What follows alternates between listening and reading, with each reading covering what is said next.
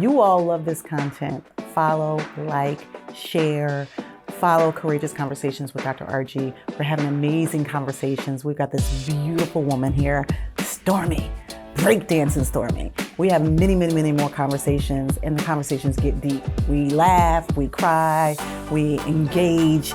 Sometimes we talk about our stories, and we only do it with the purpose of helping you and helping you to tell your story and to see your value. So like, share, and follow. And come on this journey with us. Stormy! Are you prepared for Jehovah's return? Okay, you got me on that one. You got me. How are you? I'm good. Good. Welcome. Thank you so much for having me. Oh my God. I know that this like you got me good. I was Thank like, you. oh, that's okay. This is what you do. Mm-hmm. This is what you do. You like, and so here's the thing, Stormy. Okay. This is the thing. I'm going to tell you, because we were talking a little bit about my names, right? I don't even know if my husband has a name for this one. Okay. But I don't get jokes. Like, not at all. So this is gonna be interesting. Okay. It's gonna be interesting. Okay. Because here's the real joke. Like when people say that I'm so funny, and I don't even know that I'm being funny when I'm being funny. But the funny thing is that I don't get the joke until they actually have to tell me what the joke was about. That's what makes it even funnier. And then by the time they told me what it's about, then I'm like, oh. Really? And then everybody's laughing. I'm like, what are y'all laughing about? You still processing. I'm still processing. Yeah. And I will get it, but like I think part of it is that I'm so like in my head in terms of what I do for a living. And like it's just I guess that's funny. Like that I don't get the joke. So when you knocked on the door and I was like, huh? Like it took me a minute. So that is the funny thing. Okay. That it is what it is. So how is are you from Philly originally? Okay. And so you didn't have much of a drive over here. No, like 15 minutes. 15 minutes. Yeah. Okay, cool. So you're born and raised. So in Philadelphia, Yes, ma'am. right? When you go anywhere else in the world and you tell people you're from Philly, they say what? Born and raised. Born and or raised. West Philadelphia, born and raised. Born and raised, Yes. like Will Smith, right? Yes, and they yes, also yes. say, what high school? Oh, yeah. Like, because you're known by the high school. If you're from Very Philly, where'd you go? Central. Central. Now you're dating yourself because, or maybe I'm dating myself because I'm a girls' high girl. Okay. I'm a girls' high girl, but I'm a girls' high girl when Central was all boys Really? and girls' high was all girls. Now, don't do the math. No, I was going to say, I didn't think, respectfully use that. Oh, respectfully. Everyone says that. I would not think you would remember that or know about that. Yeah, well, no, I lived it because that Okay. it's the thing. But you know, black don't crack. It's all good. Unless you smoke it. Okay, Jesus. Okay, this is gonna be an interesting conversation. Okay. So I'm just going to go on and say, welcome to Courageous Conversations with Dr. RG. Here, we believe in transforming lives one courageous conversation at a time, so let's get into it. Okay. So, all right, I don't know how we went to smoking crack. I don't know how we got there. But we're going to start with, like, funny, right? You are doing the darn thing in so many ways, but your delivery is authentically you, and it makes people laugh. And I would say, again, people say I'm funny, but I don't really think I am. I just don't get the joke. But we're in a place where life is feeling so heavy these days, and where people are so dark, even on social media. Tell me where your humor came from, and what do you feel like? Do you feel like this is a calling for you? Yeah, I think that some of the funniest people in the world are people who've overcame things, right? So a lot of times it's just choosing not to be sad. Like if you have so many other things going on, I'm just intentionally deciding I'm not going to let that define me or let that be the only thing that I'm focusing on. And I think that it's been that way for a while.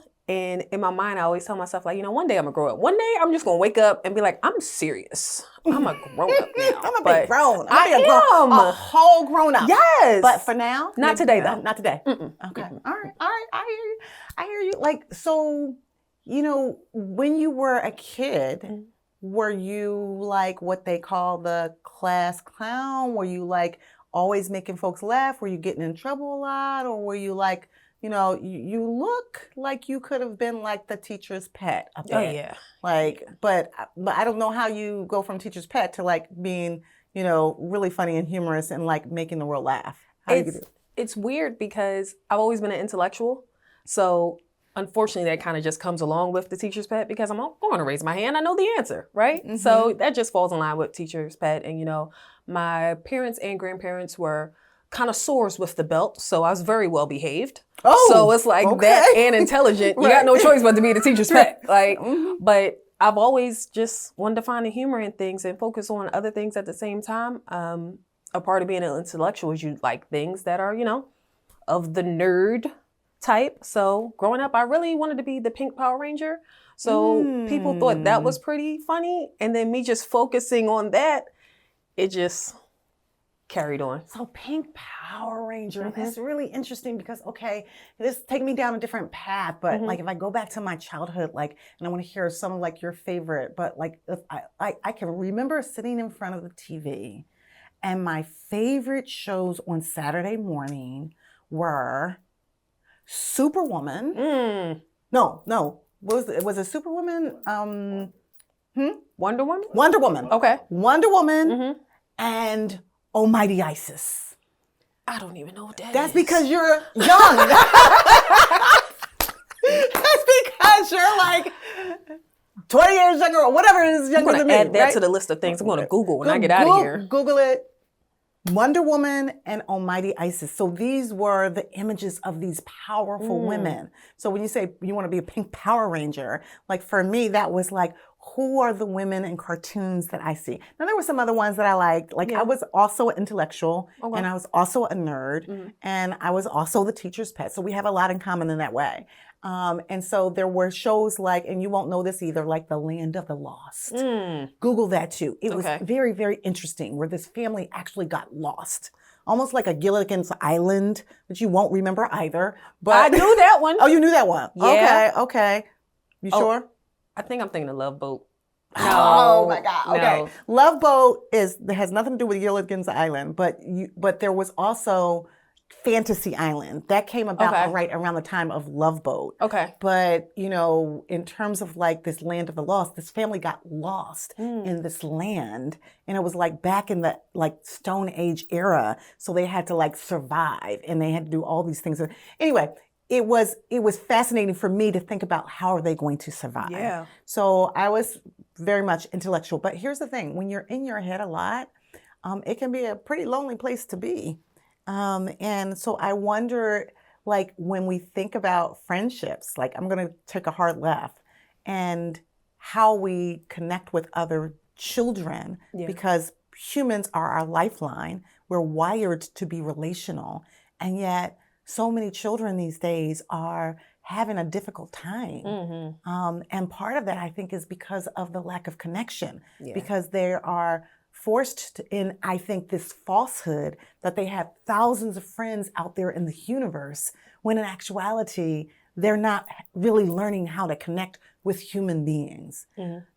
What was it like for you as a kid? Did you have a lot of friends? Were you able to connect with other kids? I was very, very blessed because I went to all mentally gifted schools. So I was always surrounded by nerds. So Central, Combo is another magnet school. That was my middle school that I went to. So everybody was weird to me. So I thought that was normal. It wasn't until I became an adult, I realized, oh, okay, things are different out here. Like people form different bonds. But, I've had the same best friends since 3rd and 6th grade. Oh, wow. So I would not know. Now, I've always been more of a social butterfly. I'm always able to have a conversation, whatever the case may be. But as far as who can I call if I need some bail money, I have like the same two people from 3rd and 6th grade. Yeah, that's it. Now are your friends like they gonna bail you out? But are they like are they gonna tell you, give you the business about like what you did wrong? Are they going to be honest with you, or are they going to just let you get away with it and not hold you accountable?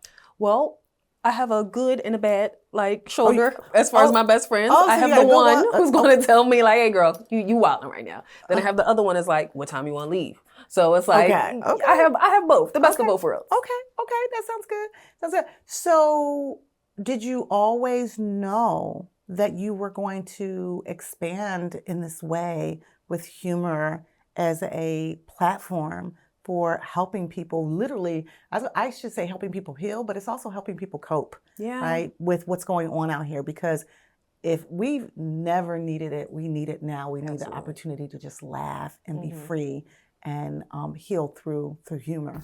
Did you always know you were poised to do this? Yeah. Entertaining, performing, always been very, very easy for me. I did like pageants when I was young too.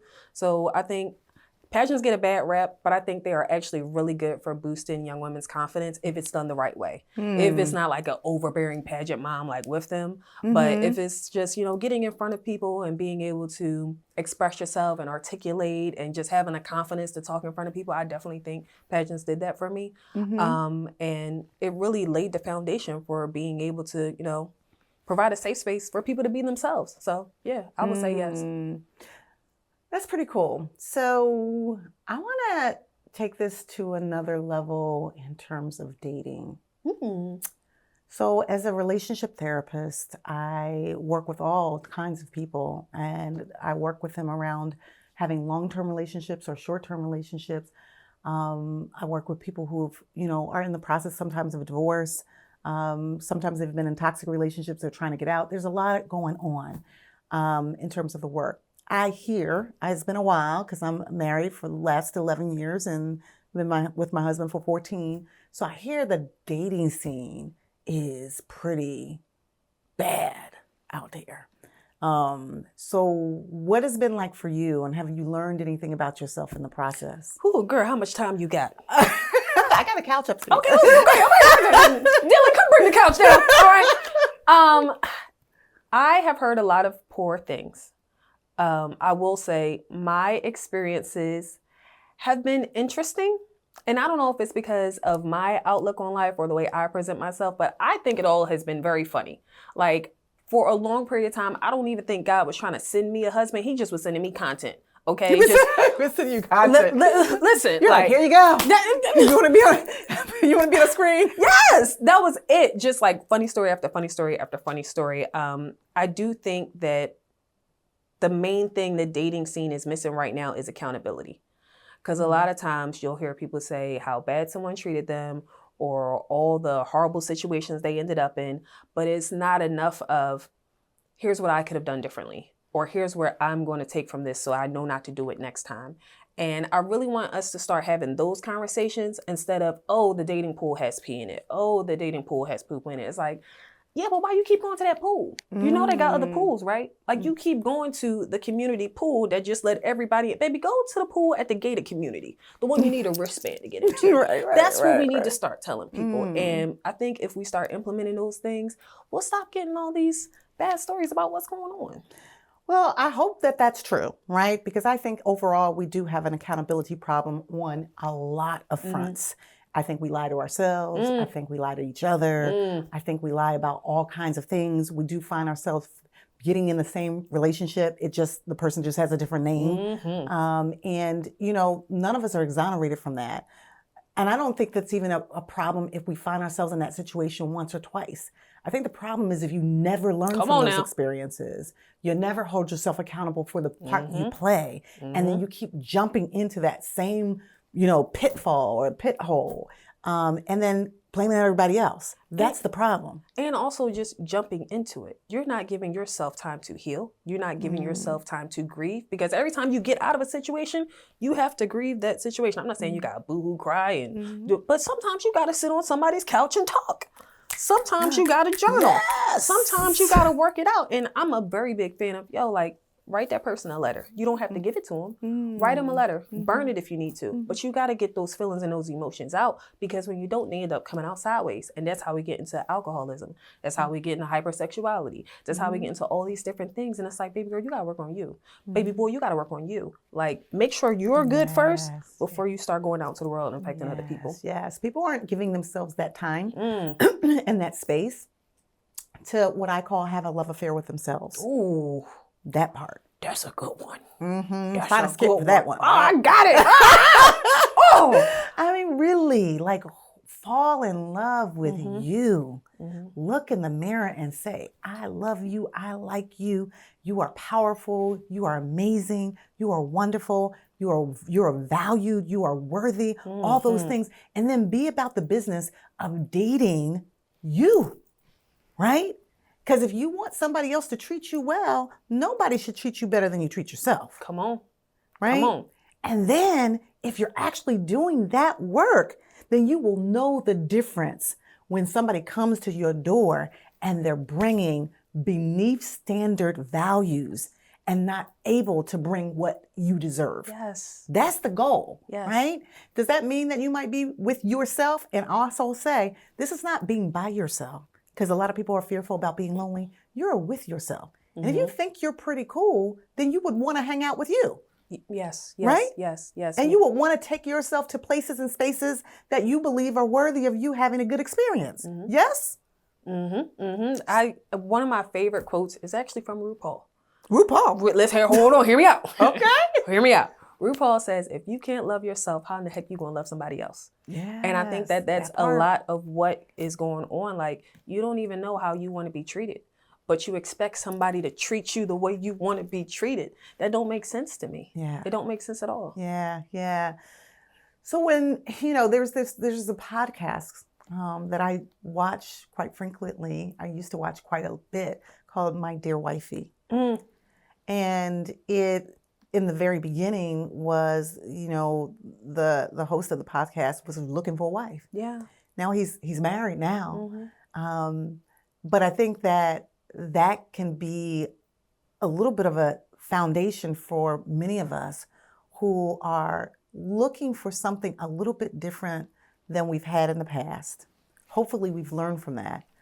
And also maybe more open to receiving. And what I mean by that is that sometimes we block our blessings because we're so busy trying to check the boxes that we haven't figured out, one, what we bring to the table, and we haven't opened ourselves up to receiving perhaps something different that might be right in front of us. Yeah. Because we're so busy looking, right? And I had a scenario, or I had an experience where that happened to me, where I was very busy blocking my blessings. And my sister said to me, why is it that you're acting this way? And I said, what do you mean? Why am I acting this way? And she said, this is not who you are. You are allowing your past experiences to show up and wall you off from being who you know yourself to be. Yeah. And you need to stop it. And she gave me some other pieces of advice, like, no more placeholders. And I was hanging out with some folks that couldn't really do much for me. And she was like, that's not going to get you what you want. And then she told me, this is a competition. I was like, a competition? What do you mean by that? And she said, you are out there demonstrating who you are and the value that you bring. Yeah. And there are other people that are doing that too. So you need to show up as your best externally and internally. Yeah. It was really the first time in a while that my sister had talked to me in that way. Yeah. But I think that we need people in our lives, like your good friend on the shoulder right here, to kind of check you, so that you can check yourself before you wreck yourself. When we talk about standards, a lot of times there will be people out there that say your standards are too high, right? Or you need to lower your standards, or maybe you shouldn't have so many deal breakers. What do you think about that and do you have deal breakers? Yeah, I do have deal breakers. Me personally, I cannot date a man who has 3 or more kids. Only because, now, I'm not a kid hater. That's not it. You have children, right? I do. I have one kid. One son. I have one son. Okay. I can't date a man who has 3 or more kids because I want 2 more. So if you have 3 or more kids, I got 1 and I want 2 more. Unless you're making money, I have to still be able to afford and live the life that I see for myself comfortably. If you have more than 3 kids, that might not happen. And I got to put me first, Lucius. Like, it got to come down to me first. Right. You exactly. Gotta prioritize yourself and know what your boundaries are. Okay. Exactly. I cannot date a man who is a liar. I cannot date a man. Well, what constitutes a liar? Because everybody has lied, right? So and for different reasons. So do you feel like if somebody lies once or twice that they're a liar? Here's the thing. I feel like someone who lies about unnecessary things is a liar. Well, who gets to dictate what's unnecessary or not? I'll say, if it's not a life or death situation, why are you lying? Because now we're falling into the realm of you're trying to impress me. I don't like that either. Because 9 times out of 10, what you're trying to impress me about, I don't care about. So we're entering a realm that's not benefiting either one of us. So I don't know. To me, it's just like, I'd rather you come as your real self. Because once you find out my real self, you're going to be like, oh, okay, I didn't even have to lie. Like you were talking about how you were presenting as some things that you weren't. And I honestly had that same conversation with myself. I felt like while I was in the dating world, I was cosplaying as a baddie, which is crazy, right? I am presenting myself as a woman who cares about bags and clothes, and I don't. I genuinely don't, right? So I'm running into these men who look good on paper, and I'm telling myself these are the type of men who I'm supposed to be dating. They're making X amount of dollars. They drive this car. They have this type of job. They live in this type of loft or condo. And they're not doing anything wrong, but I'm not interested in them. There's not alignment. It's not alignment. I don't care about these things. I'm fine going to Target and getting me a nice little bag. So we sitting down and you trying to offer me things or you buying me things. And now I seem as if I'm ungrateful because I don't appreciate them. But it's like, I honestly don't care about them. I'd rather you get me tickets to the con that I want to go to.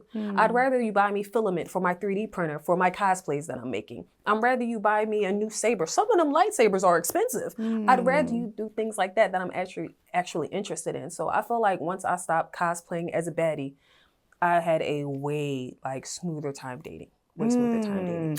I love that because the truth is, oftentimes we're presenting ourselves as the world, as what we see the world wants us to present, as opposed to who we are. Yes. You're a blurred, right? I'm a blurred. I actually like my goofiness. Yes. So I tell the story, right? My husband doesn't particularly like it, but he calls me, there's some names. Calamity Jane is one of my names. I still think that's right? egregious. He also calls me, my ex, somebody else used to call me Mrs. Magoo, right? Oh my goodness. His uncle came up with this term called Dusenberry. Dusenberry. I don't even know what that is, but trademark it. Shout out to Uncle Dudley. Yeah. Because now Morgan has reinvented that name, and now I'm a Dusenberry, right? He used to call me a sloth. I think I'm a little faster than a sloth now, but so he's going to be mad when he sees this because he's going to say, "Why are you talking?" But those are literally the names that he's called me. But here's the beauty in this. Here's the beauty in this. Part of the reason why he calls me those names is not because he's trying to hurt or harm me. It's because I've shown up as my authentic self. I like being goofy. I like being a nerd.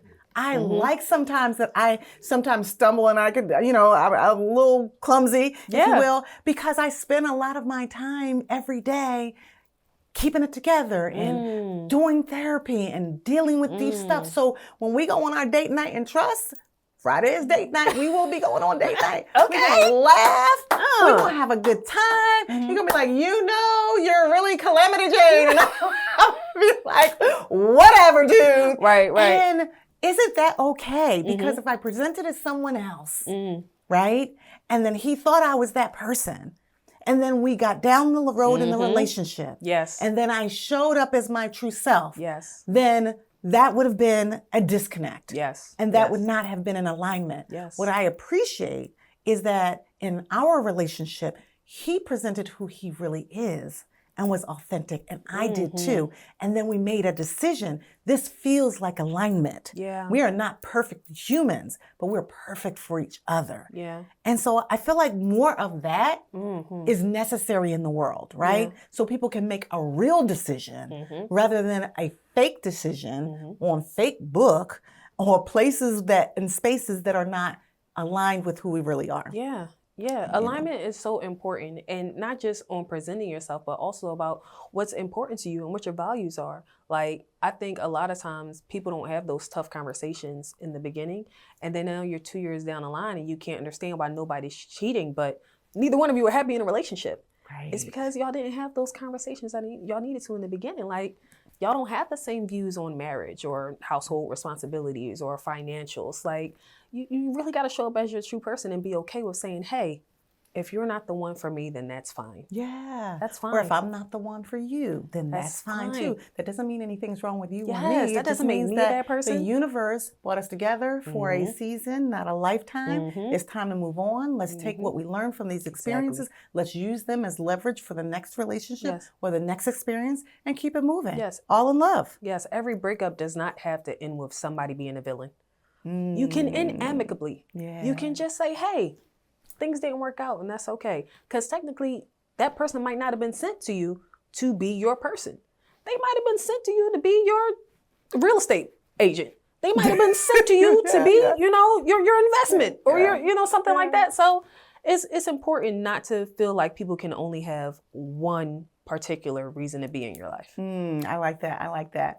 So, hard left. Just a quick question. Curious.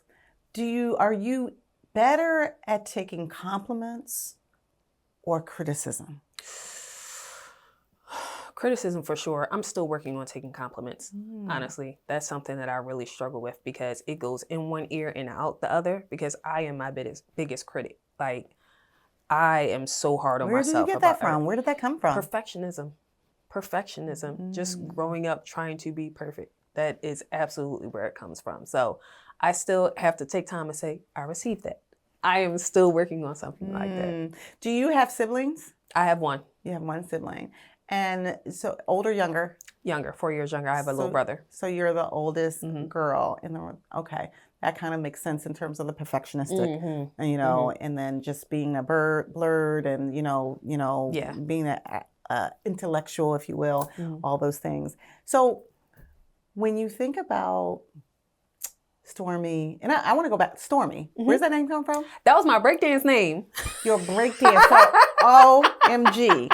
So, like, break that down for me. Yeah. How did you get into breakdancing, and what did you learn from that era of breakdancing? Man, I have always been a performer, right? And I have always loved dancing. That is it's like acting and dancing have always been like my top two. So like I was heavy into breaking from like 15 to maybe like 21, 22. And I'm talking about everything: flares, coin drops, fire 6-step, top rock, like everything. I had it. Like that was my life at one point. Now do you still break dance? Maybe you look like you could break it down a bit. Maybe if I had a little Bengay waiting for me afterwards, maybe I might. Okay. I might. Okay. I might can do that. I might can do that. Okay. I'm not going to ask you to do that now, the break dance, but I really do want to see you break dance. So you're going to have to come back for that. Blurred. You describe yourself as a blurred. Yeah. This is the first time I've kind of heard that terminology. Yeah. And I feel like there's alignment because I've been telling myself that's it. That's what I've been, but I didn't know that there was a word for it. What is that to you? So a blurred is a black nerd. And a lot of times people think you can only be one type of nerd, but that it could not be further from the truth, right? So you can be a nerd who's into tech. You could be a nerd who's into anime. You can be a nerd who's into manga. You can be into sci-fi movies. You can be into Star Wars. You can be a Trekkie. Like, you know what I mean? There are different types of nerds. And sometimes you'll see people try to pigeonhole or like gatekeep this space that has been so sacred. A lot of times because a majority of us got picked on it for being younger. So now that it's become more popular, exactly. A lot of people are like, it's just a us thing, but it's like, it's not. If that applies to you, then just let it apply to you. And you are, is your son a blurred? Oh, yes. Okay. Yes. And so what have you learned about mommyhood? And do you see things differently now through the eyes of a mother than you did before you had a child. Yeah. My son is 14. Oh, 14. He is. Well, you are 21, so what does that mean? Oh, you know, black don't crack unless you smoke it. Come on now. And entering our preteen years, it was a moment of discovery for the both of us. Neither one of us ever been here before, you know, because I'm trying to figure out how he's 14, and in my mind, I'm still 14. So it's a lot of learning for the both of us. But one of my proudest accomplishments is that he is also an intellectual. He's also into anime. He started cosplaying on his own, making his own things, and we don't even do the same type of cosplaying. I'm very much a 3D printer type of girl. He's very into fabrics and crafting things. So it brings me immense joy to see in a world where none of those things are like cool or popular. Like, that's what he wants to do on his own. Like, I love it. I love it. I'll brag on him all day about that. Oh my gosh. So my niece, Morgan, she's into anime. We got a lot of Morgans in our family. Okay. My husband's Morgan. My husband is Morgan. My bonus son is Morgan. My niece is Morgan. The cat's Morgan. We got a lot of Morgans. Is the cat really Morgan? Yeah, the cat's Morgan. Okay. Not our cat. We don't have cats. Okay. It's a family cat. Right? Okay. And then we got Jordans. So we got the nephew's Jordan. The other cat's Jordan. So we like that. We just keep it simple. You know, if it ain't broke, don't fix it. Yeah. Come on. And so I've never really been into that world, but I know that my niece is. What is one thing that you could say to a young person that is in that world that would help them to connect? Because when you get into these worlds, sometimes it can create sort of a separation from other places and spaces. I would say find your tribe. It's easy to feel lonely or isolated when you don't have anyone else who has similar interests or who wants to go out and do the things that you want to do. Go to a con. And I'll say go to a con that applies to you. So for me, you know, I'm African American, so they have like Blurred Con, which is for Black nerds. They have Dream Con, which is more African American based, but it's like more for streamers, gamers, things like that. They have a Momo Con in Atlanta. And if that doesn't apply to you, you know, you just want to go to something bigger like a MegaCon. In Philly, they have Fan Expo coming up. So if you are into Power Rangers, they have RangerCon. If you are into Star Wars, they have something for that. Like, just find something that really speaks to your interests. And while you're there, even if you're going by yourself, just walk around, say hi to people. You'll find the most friendliest people ever at cons. Like, you are going to walk out of there with about 3 best friends, and nobody's going to try to rob you. Great place. Wow. Great place. I always tell people, just go out and find your community, find your tribe. It really helps with that sense of loneliness. Oh, I love IRL, not just online. IRL. I love that. I love that. You all love this content. Follow, like, share. Follow Courageous Conversations with Dr. RG. We're having amazing conversations. We've got this beautiful woman here, Stormy. Breakdancing Stormy. We have many, many, many more conversations, and the conversations get deep. We laugh, we cry, we engage. Sometimes we talk about our stories, and we only do it with the purpose of helping you and helping you to tell your story and to see your value. So like, share, and follow, and come on this journey with us. So this is what we do in the last part of this conversation. And sometimes it makes us cry, actually, but sometimes not. Well, first of all, I want to ask you just before that, when's the last time you had a good cry? I'm going to say last month. Last month. Was it a good one? Oh, yeah. Aunt Flo hit me hard that month. Hit me hard, girl. Hit me hard. Well, I'm glad that you got the purge. Crying is good for the soul. And we don't, I believe, sometimes cry enough. And so I'm going to ask you this question. In your adult life, if there's been something that you have feared or something that you have had a journey with, shame, embarrassment, fear, any of those things, and you figured it out, what would you now tell your younger self about that thing?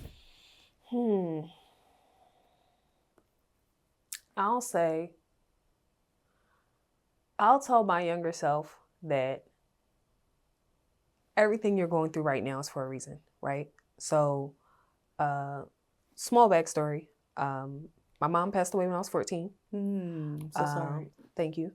My father decided at like 12 or 13, he just was going to be inconsistent. Even after my mom passed away, he chose not to, stick And they around. were together at the time or no? No. They weren't? Oh, okay.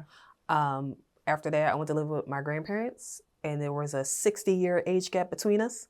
So that was not easy. And once my mom passed, I really took on the role of like caring for my younger brother because my grandparents are 60 years older than us, and they're from the South. So, they got their own sets of rules, right?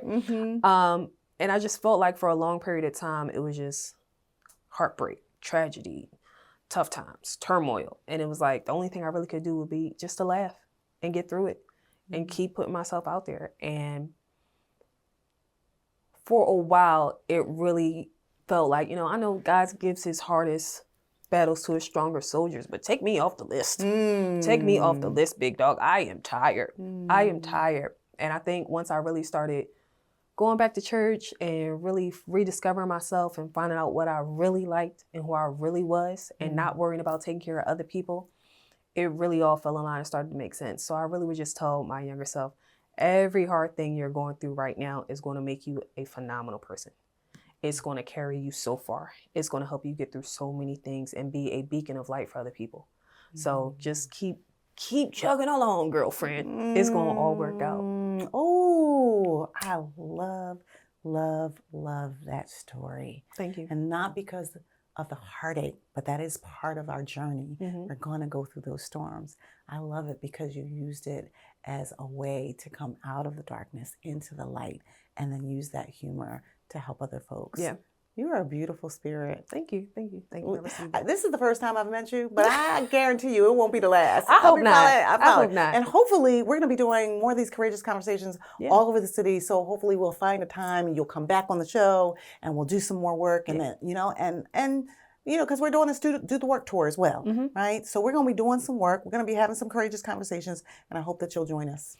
Absolutely. And let me just tell you, you are so beautiful. You look like one of the ladies on a Cream of Nature hair dye box. You are so beautiful. That was the first thing, and your spirit and your light just complements it so well. If nobody's told you, you have a beautiful, beautiful spirit, beautiful aura, just glowing. You're like a flame. I just feel like a moth. I'm just attracted to you. Thank you. Thank you for saying that. I appreciate that. And I look like the lady on the Cream of Nature box. You know what I'm talking about? I'm going to find it as soon as we get get these cameras off. I'm not the lady on the Cream of Nature box, but I'm here for it. I'm here for all of it. All right. Well, thank you so much for being on the show. Appreciate you. Yes. All right.